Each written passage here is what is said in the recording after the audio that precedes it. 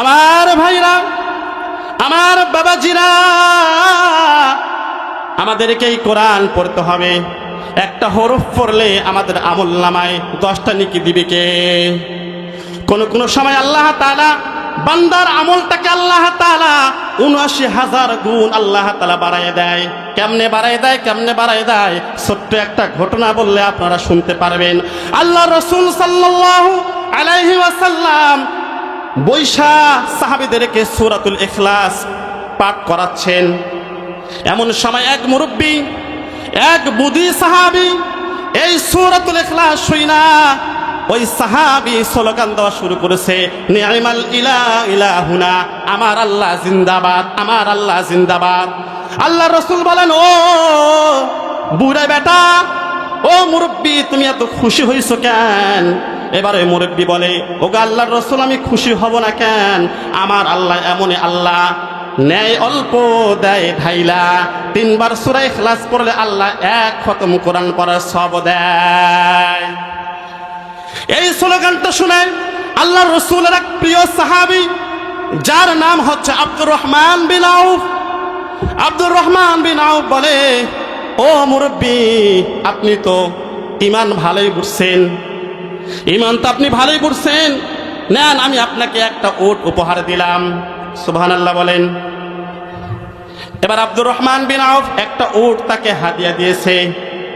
আল্লাহ রাব্বুল আলামিন আসমান থেকে ফেরেশতা পাঠিয়ে দিয়েছেন। ফেরেশতা পাঠিয়ে দিয়ে বলে, আব্দুর রহমান বিন আউফ, তুমি যে একটা উট উপহার দিয়েছো, এর বিনিময়ে আল্লাহ রাব্বুল আলামিন জান্নাতের মধ্যে তোমার ৭৯,০০০ গুণ উট আল্লাহ তাআলা দিবেন। বলেন না সুবহানাল্লাহ। এবার আব্দুর রহমান বিন আউফ একটা উট দিছে না, এবার ওই বধূকে, ওই গরিব সাহাবীকে এবার মদিনার সবাই একটা করে উট দেয়। সবাই উট দিতে দিতে ওই বধূর উট হয়ে গেছে ১,০০০। কয় হাজার?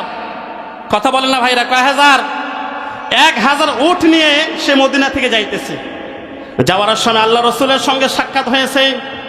আল্লাহ রাসূলকে বলেন, ওগো মুহাম্মদ, তোমার আল্লাহ এমনই আল্লাহ, তোমার আল্লাহ এমনই ভালো, আল্লাহ তাআলা শুধু আখিরাতে দেয় না, আল্লাহ তাআলা দুনিয়াতেও দেয়। বলেন না সুবহানাল্লাহ। আমাদেরকে আল্লাহ তাআলার ইবাদত করতে হবে, আল্লাহকে ডাকতে হবে, আর আমাদেরকে জীবনের সকল গুনার কথা আমাদেরকে মনে করে আমাদেরকে অনুতপ্ত হতে হবে। বেশি বেশি করে ইস্তেগফার পড়তে হবে। এই ইস্তেগফার করাটার নামও হচ্ছে ইবাদত। আল্লাহ রাব্বুল আলামিন হযরতে মূসা নবী, নাম শুনছেন সবাই? মূসা কালিমুল্লাহ, তিনি তুর পাহাড় যে কথা বলেন। মূসা নবীকে আল্লাহ তাআলা ডেকে বলেন, ও মূসা, তুমি ঘর থেকে বাইরে হয়ে যাও তাড়াতাড়ি। আল্লাহ বলেন, মূসা, তাড়াতাড়ি ঘর থেকে বাইরে হয়ে যাও। ওই মরু প্রান্তরের মধ্যে একটা লোক মারা গিয়েছে, তুমি মূসার জিম্মা হইল ওই লোকটাকে তুমি গোসল করাইবা। তুমি মূসার জিম্মা হলো ওই লোকটাকে তুমি কাফন পরাইবা। তুমি মূসার জিম্মা হইল ওই লোকটাকে তুমি জানাজার নামাজ পড়বা এবং নিজ হাতে তুমি তাকে কবরস্থ করবা। তবে ও মূসা, ওই লোকটার জানাজার নামাজ এই মরু প্রান্তরে পড়লে হবে না, এই লোকটার জানাজার নামাজ তোমাকে মহল্লায় পড়তে হবে। মহল্লায় নিয়ে যাও, আর তোমার বনি ইসরাইল যারা আছে তাদেরকে ঘোষণা দাও, যারা নাকি এই লোকটার জানাজার নামাজ পড়বে, আল্লাহ রাব্বুল আলামিন তাদের পিছনের সকল গুনাহ খাতা মাফ করে দিবে। এবার মূসা নবী তার কওমের কাছে এসে বলে, ও আমার বনি ইসরাইলরা, অফার আসছে, অফার, দারুন অফার। যদি এই লোকটার জানাজার নামাজ পড়ো তাহলে আল্লাহ তোমাদের পিছনের সকল গুনাহ মাফ করে দিবে।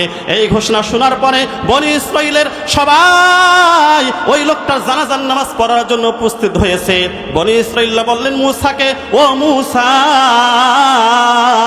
আমাদের পয়গম্বর যেই লোকটার জানাজার নামাজ পড়লে জিন্দেগীর সকল গুনাহ মাফ হবে, ও মূসা, আমাদের ইচ্ছা জাগছে, আমাদের স্বাদ হয়েছে, ওই লোকটার চেহারা আমরা একটুবার হলেও দেখব, ওই চেহারা আমরা একটু দেখব, জান্নাতি চেহারাটা আমরা একটু দেখতে চাই। মূসা, তাড়াতাড়ি আমাদেরকে ওই যুবকটার চেহারা দেখাও। এবার মূসা পয়গম্বর ওই কওমের লোক লোকদেরকে ওই যুবক ছেলেটার চেহারা দেখার জন্য দিছে। এবার কওমের লোকেরা বলে, ও মূসা, এই যুবক ছেলেটার জানাজার নামাজ পড়া আল্লাহ আমাদের পিছনে সকল গুনাহ মাফ করে দিল, কিন্তু ও মূসা এই ছেলেটা তো খারাপ ছিল, এই ছেলেটা তো বদ্দিন ছিল, এই ছেলেটা এমন কোন গুনাহ করে না যে সে করে না, সকল গুনাহ এই ছেলেটা করতো। এমনকি বনি ইসরাইলের যারা মান্না সালওয়া আকাশ থেকে তাদের জন্য খাদ্য আসতো, ওই লোকরা তাকে এই গ্রাম থেকে অবাঞ্ছিত করে দিয়েছে, তাকে গ্রাম থেকে বাইরে করে দিয়েছে 1 বছর পূর্বে। ও মূসা, যেই ছেলেটা এত খারাপ ছিল, ওই ছেলেটা কিভাবে আল্লাহ তাআলার এত পেয়ারা বান্দা হতে পারে? মূসা গো, তুমি তোমার আল্লাহকে একটু বলো না, এই যুবক ছেলেটা কি এমন আমল করেছে যার কারণে যার জানাজার নামাজ পড়লে আল্লাহ পিছনের সকল গুনাহ মাফ করে দেয়। এবার মূসা পয়গম্বর তার কওমের লোকদের প্রশ্ন লইয়া আল্লাহকে বলে, আল্লাহ, এই যুবক ছেলেটা ছিল বদকার, এই যুবক ছেলেটা ছিল একেবারে গুনাহগার। আল্লাহ গো, এই যুবক ছেলেটা কিভাবে এত ফজলতপূর্ণ হইল, কিভাবে সে এত আল্লাহওয়ালা হইল? এবার আল্লাহ তাআলা মূসাকে বলে, ও মূসা, আমার এই বান্দাটাকে তোমরা সবাই গ্রাম থেকে বার করে দিয়েছো, ওই বান্দা কোথায় যাবে, কোনখানে থাকবে? ওই যুবক ছেলেটা আমি মাওলার কাছে সে তাওবা করেছে, ইস্তেগফার করেছে, আমি আল্লাহ তাআলা ওই যুবক ছেলেটার তাওবা কবুল করেছি। আমি আল্লাহ তাআলা ওই যুবক ছেলেটাকে 2টা ছাগল দিয়েছি, ওই যুবক ছেলেটা ছাগলগুলো মরু প্রান্তরে চড়ায়, সকাল থেকে সন্ধ্যা পর্যন্ত চড়ায়, সন্ধ্যাবেলা ওই ছাগলের দুধ দহন করে সন্ধ্যাবেলা ক্ষুধার জ্বালা মিঠাইয়া সে আমি আল্লাহ তাআলার কাছে ইবাদত করে ইস্তেগফার পড়ে। ও মূসা, ওই যুবক ছেলেটা এত বেশি আমার কাছে ইবাদত বন্দেগী করেছে, এত বেশি ইস্তেগফার পড়েছে, ও মূসা, ওই বান্দাটা যখন মারা যাবে, ওই বান্দাটা অসুস্থ হয়ে গিয়েছে, জ্বর হয়েছে, এমন অবস্থা যে 1 গ্লাস পানি নিজে খাবে, পানি দেওয়ার মতো কেউ নাই, মরুপ্রান্তরে কেউ নাই। সে বলল, সামনে কেউ নাই, পিছনে কেউ নাই, ডান দিকেও কেউ নাই, বাম দিকেও কেউ নাই। এমন তো অবস্থায় ওই যুবক ছেলেটা বলতেছে, আল্লাহ, আমি না তওবা করেছি, তুমি না তওবাকারীকে ভালোবাসো, তুমি না তওবাকারীকে মাফ করে দাও। আল্লাহ গো, আজকে আমার এই অবস্থায় আমাকে 1 গ্লাস পানি দেওয়ার মতো কেউ নাই, আমাকে সহযোগিতা করার মতো কেউ নাই, কিন্তু আল্লাহ আমার কোনো দুঃখ নাই, দুনিয়ার যদি কেউ আমার সঙ্গে না থাকে, মাওলা গো, তুমি যদি আমার সঙ্গে থাকো তাহলে আমার সব হয়ে যাবে।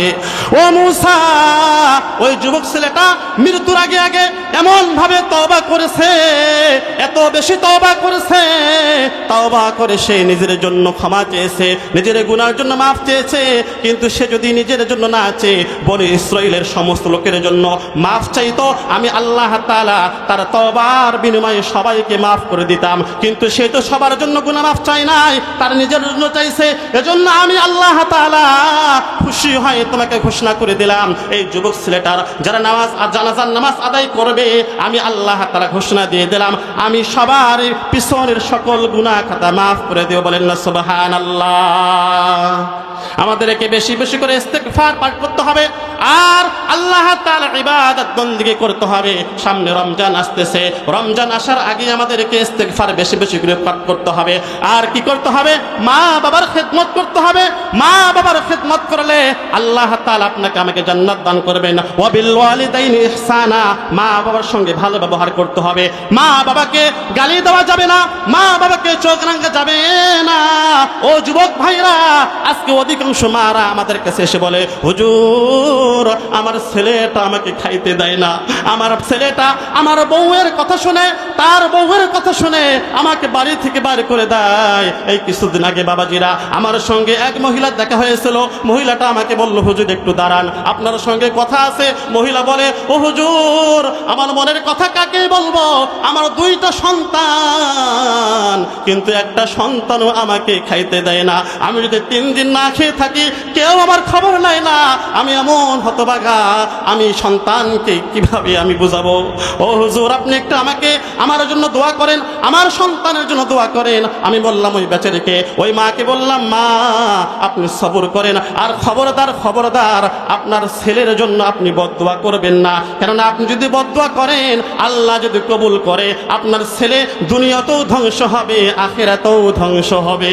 এজন্য আমার যুবক ভাইরা, আমার বুড়ো বাবাজিরা, আমাদের মা বাবা যাদের আছে, মা বাবার সঙ্গে আমাদের খারাপ ব্যবহার করা যাবে না, তাদের সঙ্গে আমাদের ভালো ব্যবহার করতে হবে। কারণ আল্লাহ রাসূল বলছেন, হুমা জান্নাতুকা ওয়া নারুকা, তোমার মা বাবাই হচ্ছে তোমার জান্নাত, তোমার মা বাবাই হচ্ছে তোমার জাহান্নাম।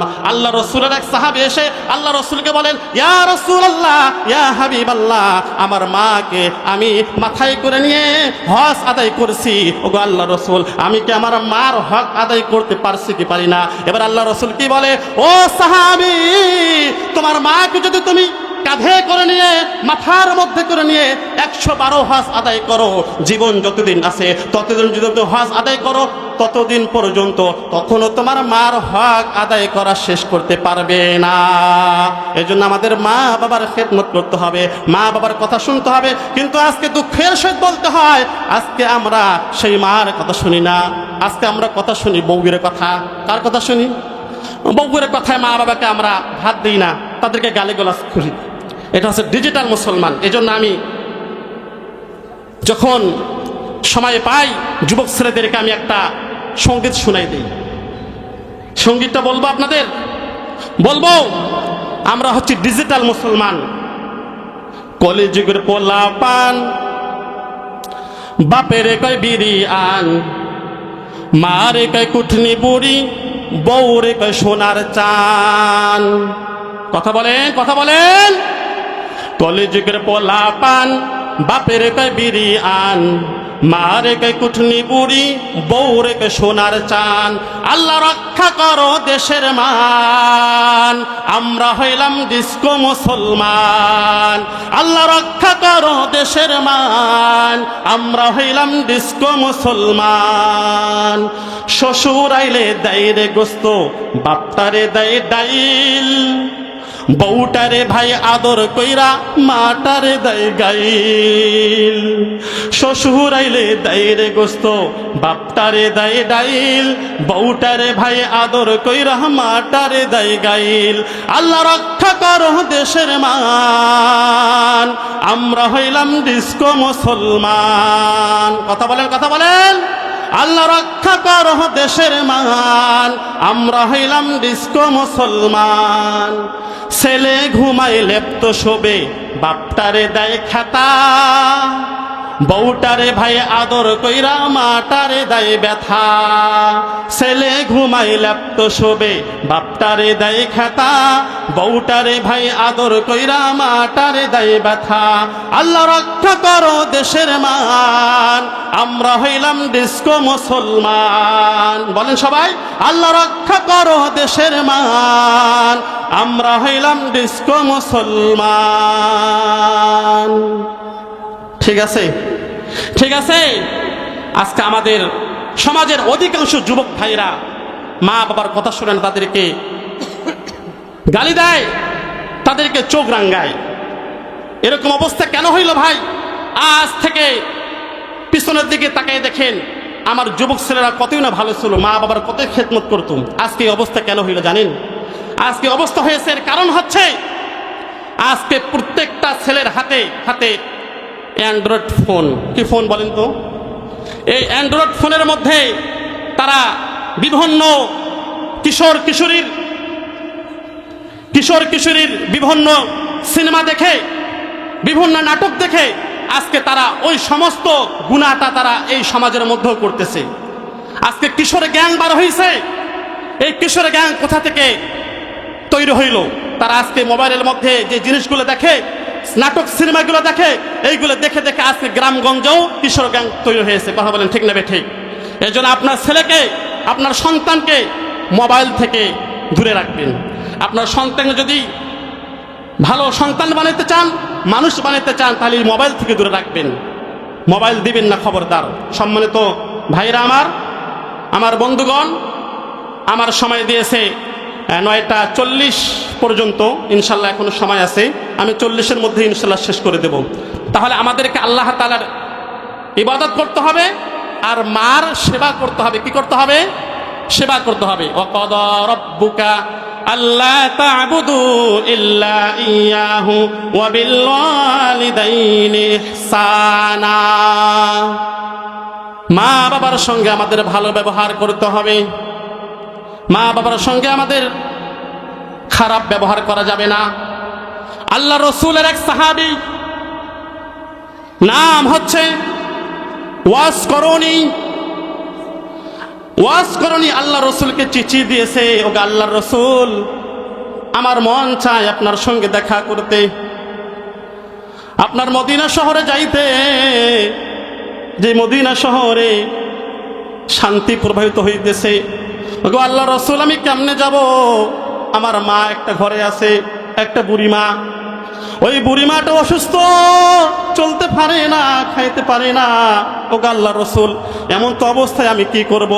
আল্লাহ রসুল চিঠির উত্তরে লিখে দিয়েছে, ও ওয়াস করণী, তোমাকে আমার কাছে আসতে হবে না, আমাকে দেখতে হবে না, তুমি তোমার মার কাছে থাকো। যদি তুমি তোমার মার সেবা করো, তোমার মা যদি দেখভাল করো, তাহলেই তোমার আমলনামায় হজ তাআলা দিয়ে দিবে। বলেন না সুবহানাল্লাহ। আল্লাহ রাসূল মৃত্যুর পূর্বে হযরতে ওমর ফারুক রাদিয়াল্লাহু তাআলা আনহুকে ডাক দিয়েছেন, ও ওমর, আমার মৃত্যুর পরে আমার একজন পাগল, আমার একজন আশিক মদিনা শহরে আসবে হজ করার জন্য। ওমর গো, ওই পাগলটার নাম হচ্ছে ওয়াস করণী। ওই পাগলটা আসলে আমার একটা জুব্বা তোমাকে দিলাম, এই জুব্বাটা তুমি ওয়াস করণীকে দিবা, আর তুমি কি করবা? ওই ওয়াস করণীর কাছ থেকে তুমি দোয়া নিবা। আল্লাহ রাসূল মৃত্যুবরণ করেছেন।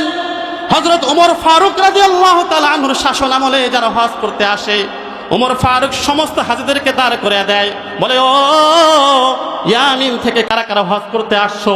ইয়ামিনবাসীরা দাঁড়াও, সবাই হাত উঠাও। সবাই বলে, লাব্বাইক লাব্বাইক ইয়া আমিরুল মুমিনিন। ওমর বলে, এই তোমাদের মধ্য থেকে ওয়াজ করণী কার নাম? সবাই বলে, ও আমিরুল মুমিনিন, ওয়াজ করণী এখানে নাই। ওয়াজ করণী ওই যে একটা গাছ আছে, গাছের তলে এসে বসে আছে। ওমর ফারুক রাদিয়াল্লাহু তাআলা আনহু আর সঙ্গে আছে আলী রাদিয়াল্লাহু তাআলা আনহু, দুইজন মিলে ওই গাছের তলে গেলেন। গাছের তলে যে দেখতেছেন ওয়াজ করণী তখন পর্যন্ত আল্লাহ তাআলা জিকির করতেছেন, সুবহানাল্লাহ ওয়ালহামদুলিল্লাহ লা ইলাহা ইল্লাল্লাহ। ওমর ফারুক তাকে সালাম দিলেন, সালামের উত্তর দিলেন। এবার ওমর ফারুক বলে, ও ওয়াজ করণী, তুমি না সেই ওয়াজ করণী, মার খেদমত করার জন্য তুমি আল্লাহ রসুলকে দেখতে পাও নাই? বলে, হ্যাঁ, আমি হচ্ছি ওই ওয়াজ করণী। ওমর ফারুক বলে, ও ওয়াজ করণী, তুমি মার সেবা করেছো, তুমি আল্লাহ রসুলকে দেখতে আসো নাই। আল্লাহ তাআলা তোমার দাম কমাই দেয় নাই, আল্লাহ তোমার দাম আরো বাড়াই দিয়েছে। কেমনে কেমনে? বলে, আল্লাহ রসুল তোমাকে একটা জুব্বা উপহার দিয়েছে। বলেন না সুবহানাল্লাহ। তাহলে মার সেবা করে আল্লাহ রসুলের কাছে জুব্বা উপহার নিয়েছেন ওয়াজ করণী। আর যদি আজকে আমরা, আমার যুবক ভাইরা, আমার কলিজার টুকরা ভাইরা, যদি আপনি আপনার মা বাবার কথা মতো চলেন, মা বাবার যদি সেবা করেন, তাহলে আল্লাহ তাআলা আপনার জন্য, আল্লাহ তাআলা জান্নাতের মধ্যে বিল্ডিং তৈরি করে রাখবেন। বলেন না সুবহানাল্লাহ। সম্মানিত ভাইরা, আমার